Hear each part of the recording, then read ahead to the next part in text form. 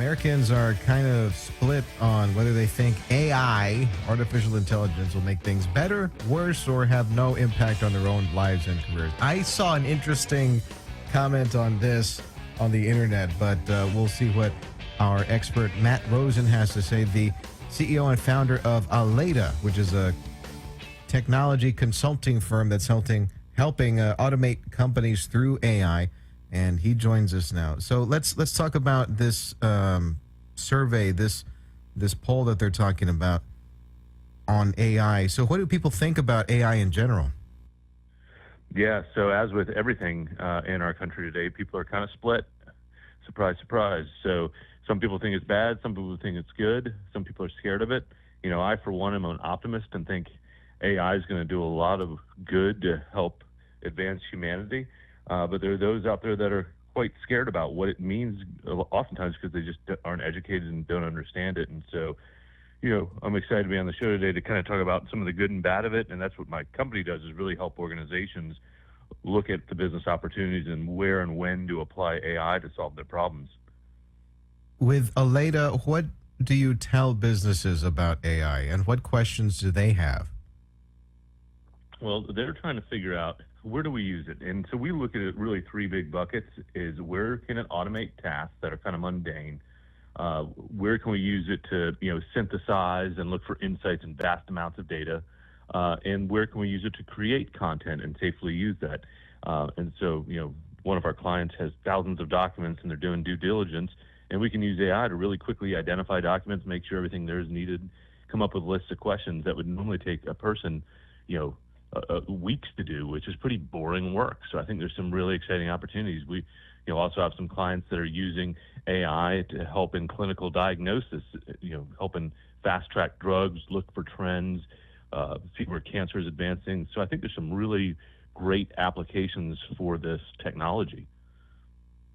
And where we're also helping clients is really just assess the landscape of their business. We're helping them generate solutions faster using AI, and really helping them just trial it out and figure out, where can it help their business and, add value. Yeah, and so what? AI seems to come in many different forms depending on the application, and I assume it's going to depend on the industry how AI is actually used. But everybody seems to have their own flavor. Everybody has their own implementation of how to use the AI. And so what do you think is, or at least in your experience, what is the most general way of using AI for business? Yeah, so obviously in our personal lives, there's a number of models out there that you can publicly access. ChatGPT is the most popular and most common. That's OpenAI's model. It's backed by Microsoft. Google has Gemini. That's the one that's been problematic, has been in the news lately because it's been pulling Reddit posts as fact. And then you've got Anthropic has a model called Claude. Those are kind of some of the big three as I see it. Meta's got theirs. Apple's coming out with theirs, but they're not nearly as advanced. And then from a business standpoint, Microsoft has licensed OpenAI software, and that's where we see a lot of our business customers using that. It gives them their own private sandbox and databases.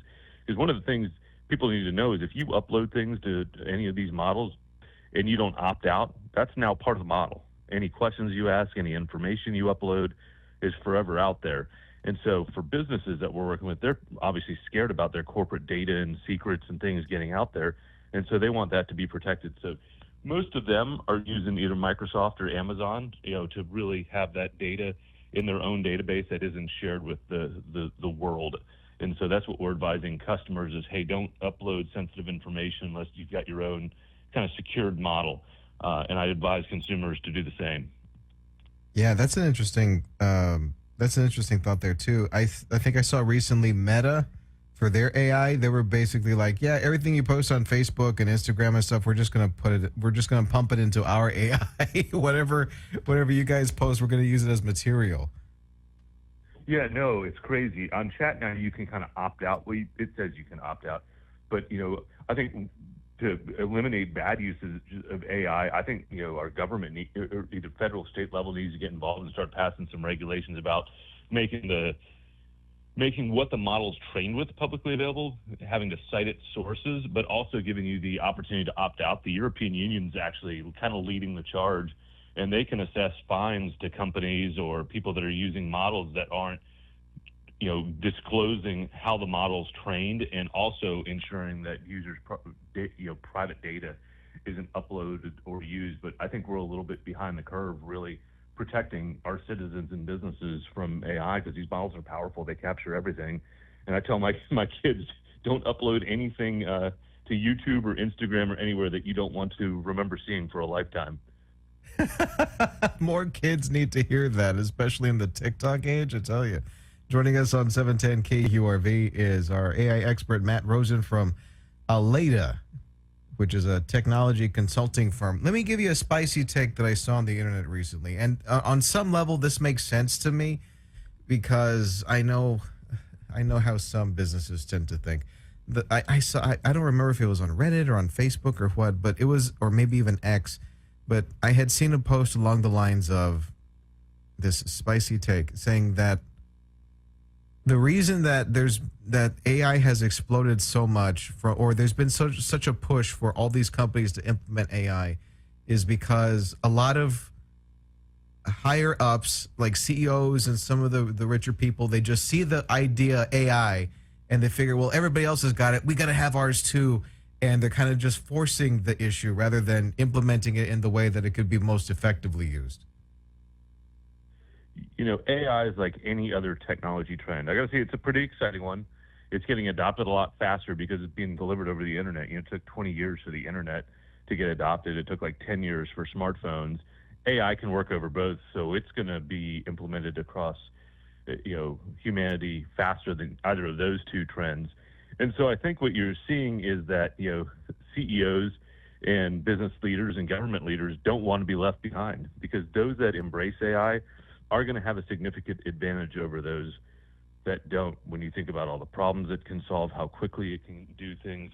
And so I think you're seeing two things. You're seeing a technology that has the mediums to be adopted faster via the internet and as a smartphone. And you're seeing also an era where there's not as many workers entering the workforce. It's been harder to get people to work. Wages have been higher. So it's all kind of hitting, it's almost this perfect storm of this new technology that's super transformative, that's easy to deliver at a point where you have a lot of folks that don't want to work and a lot of things that need to get done. And so it's all kind of hitting at once. And, as a person who owns a professional services firm that writes code and does data work, it's a little bit scary for us because these models can generate code. And so what we're telling all our programmers is you need to get up to speed on AI, and you need to use it to make you code faster and better than you ever did before, so that we can stay competitive and relevant in the marketplace. And so every business leader is kind of worried about the same thing: is, who's going to use this technology to disrupt my business? And, the smart ones are figuring out, well, let me try and disrupt myself before I'm disrupted by a new AI model that takes over my business. And so that's really where we're helping clients, is evaluate that landscape and figure out, hey, where can we plug it in, plug it in quick to really have a competitive advantage? Because those that do take advantage of it are going to be the leaders of the next decades to come. Where can we find more information on Aleda?